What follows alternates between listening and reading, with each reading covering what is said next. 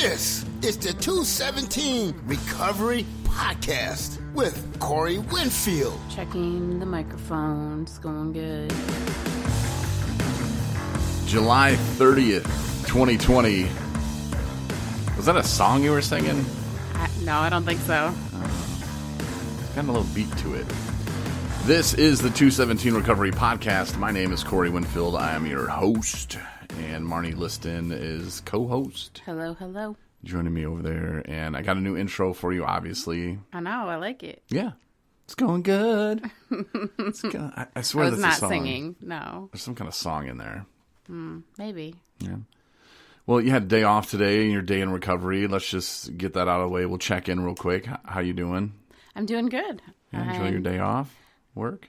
Well, I actually did end up going in to work. Yeah, it's kind of just how it rolls, you know. Things and people in transitional housing don't pick and choose, I guess. And you're the bigwig there. You're the CEO? No, not even close. No, just like vice president now? No, not even there. Not even close to that. But would you want to be the vice president of that place? I don't think I'd want. No, I wouldn't.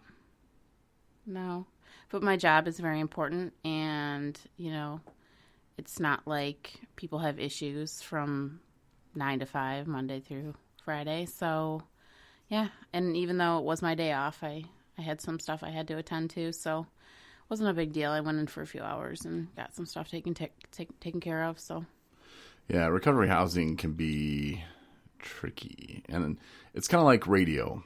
Like they paid me to learn all this cool stuff and to know how to do all the stuff that I'm doing today. So thanks, thanks Clear Channel, iHeartMedia, Cumulus. Thank you for teaching me so much. It's kind of like the same thing. Like you're learning through them kind of what to do, what not to do, and it's not your dime. You know, like it's not your name on the side of the building, but yet you're learning kind of, watch out for this. Like you don't know it yet, but God's training you. Yeah, I believe it. For something else. Yeah, and that's I mean, I think it's true of anything, any job, is that different things come up, and you know, how you handle them is how you handle them at that moment. But then I did a lot of like reflecting after the fact and kind of like processed, was that the right way to do things? And did I handle it professionally?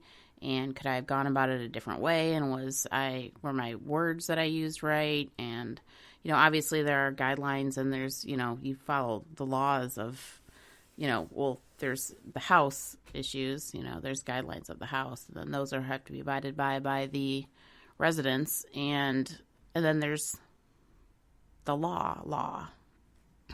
See, you're missing a huge one. What? God's law?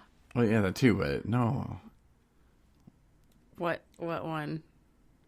What would WWCD? What would Corey do? Oh, gosh. Well, I do bounce things off of you every once in a while, but... I'm just saying, like, not me, but I mean, what would I say that you're missing? I mean, think about it. Oh, I know. Well, sometimes I don't even try that route because I don't even want to think of what you would say in the certain Well, not me, what I'm going to say, but I mean... Like how you would handle it, you Dale mean? Carnegie. Oh, right. You need to read up. Yeah, I should. It works. It will blow your mind. And when you realize that all everybody wants is what they want, and then all you have to do is connect them to what they want. But you got to figure out what they want and ask them what they want. And you can, catch more flies with honey? Or something like that. Yeah. But Dale Carnegie's book, How to Win Friends and Influence People, is just amazing. I guess, you know, he wrote it and a lot of salespeople read it, and it's just amazing, just everyday life, and it'll make you a better listener. I'm still working on the damn name parts. I cannot remember names to save my life. I can't, and that's very, very important, and I know it. And somebody will, and I'm like, hi, and I'm like, hi, I'm Sarah, and I'm like, hi, Sarah, and I'm like, Sarah. 2 minutes later, I'm like, hey, yeah, I hate it. I hate it. I'm pretty good with names, actually. Well, you'll be my name person then. We'll just tag team this Dale Carnegie stuff on people. But no, it really does help out, and just to communicate. And I know it's hard sometimes if if people have been using drugs or whatever, but you can still kind of get to the bottom of it, and always kind of, and you can have empathy for them. You've been there, you went through sober absolutely. living. And yeah, the route that I was going with this whole thing is, well, first off, I mean, it was kind of, in a situation when you're dealing with someone who is obviously intoxicated, it's obviously you start off just knowing that you're not dealing with that person as a person in their normal state of mind. You're dealing with a person that's under the influence. And so that in itself is, I already have that, start off point.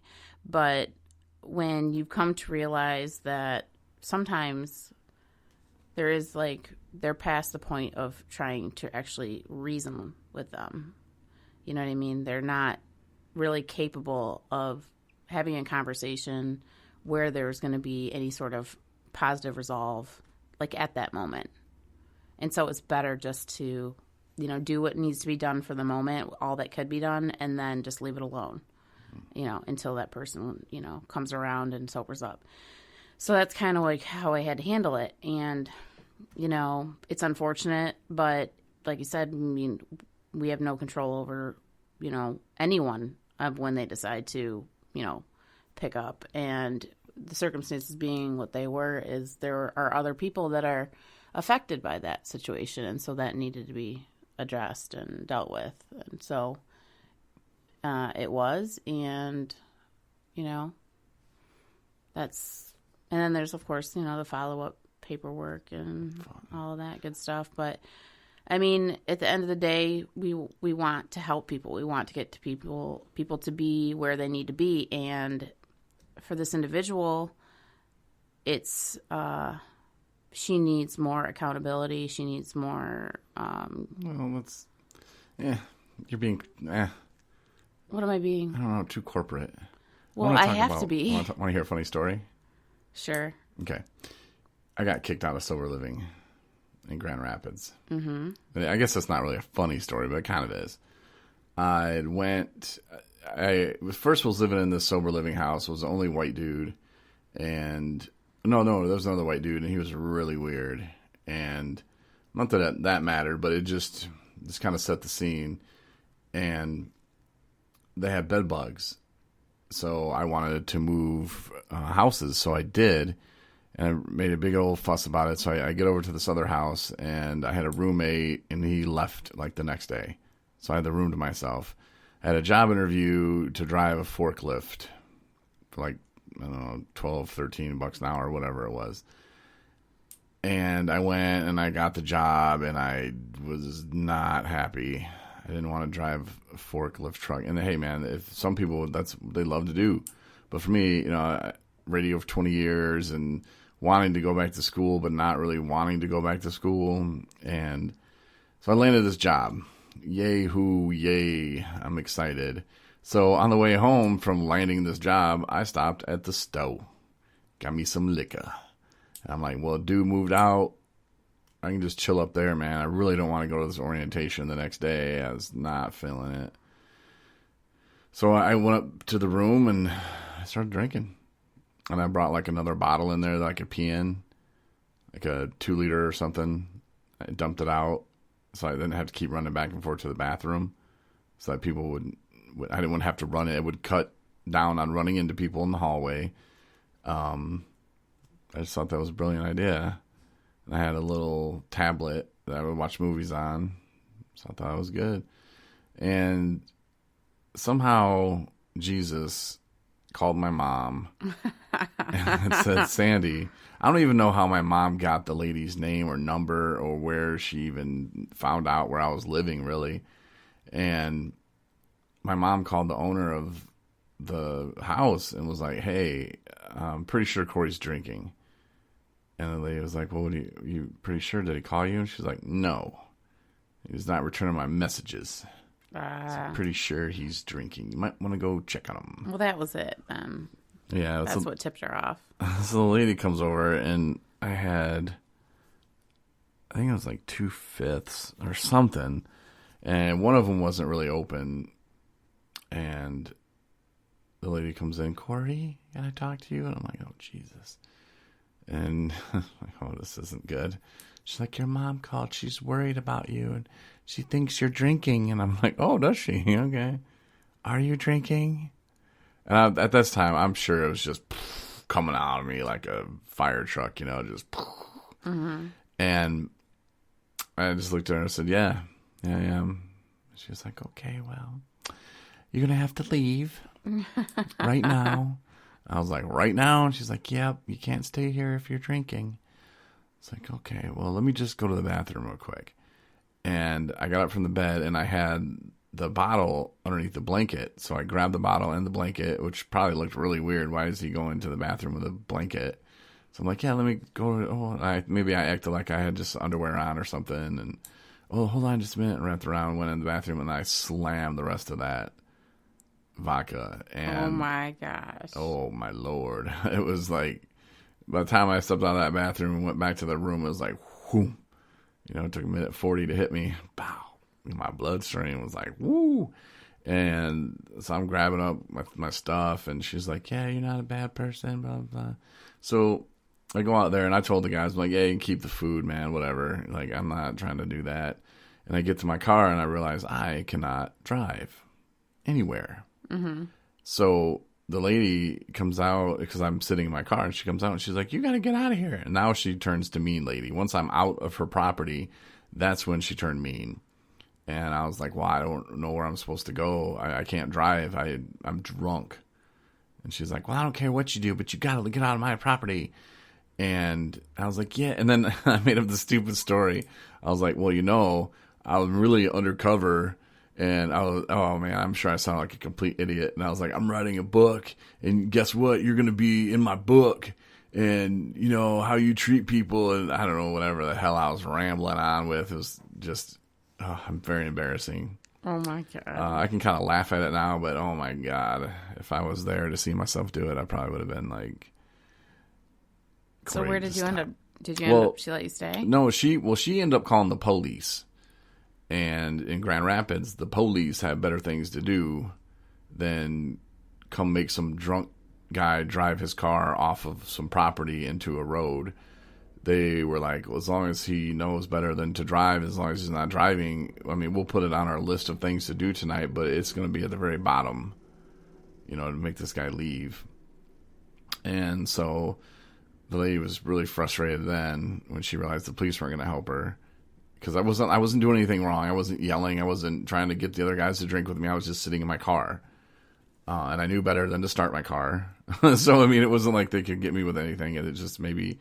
shouldn't be on that property, but under the circumstances, where was I supposed to go? That's where I was staying, and I crashed out in the car, and then later this other dude, like he was the house manager I hadn't even met yet, come up and he knocked on the door and was like, hey man, you gotta leave. He was just this little dude, and I was like, man, I got out of the car and I was like, all right, look, I'll leave when I feel like I'm sober enough to drive, and he's like, right, well, just, make sure you're gone, and whatever he said to me, and I'm like, yeah, all right, buddy. So, when I probably really wasn't, I thought I was sober enough to leave, probably, 3-4 hours later, and then I just went to, like, an apartment complex and just kind of pulled in and slept the rest of the night, and then I cleaned out my car the next day and prepared to live in it, which I did for, like, the next week or two. So it wasn't really fun, but I've done it. I've drank at a sober living house. Now, was it because, well, I can probably tell you why. Is because, first of all, I didn't know anybody in the house. I didn't want to know anybody in the house. I made no attempt at all to follow any of their rules. When they told me the rules, I was like, yeah, okay, not doing that. Mm-hmm. Yeah, sure, I'll clean that. Mm-hmm. Yeah, I'm making a dinner on a Sunday. No. I was not willing to do any of that stuff. So I think there, from the start, it was doomed. I wasn't in the right state of mind. And I can't remember where I came from. Maybe Pine Rest, or I don't remember where I came and how I got. Oh no, that was Turning Point. Oh, Jesus, Lord, don't ever send your people there.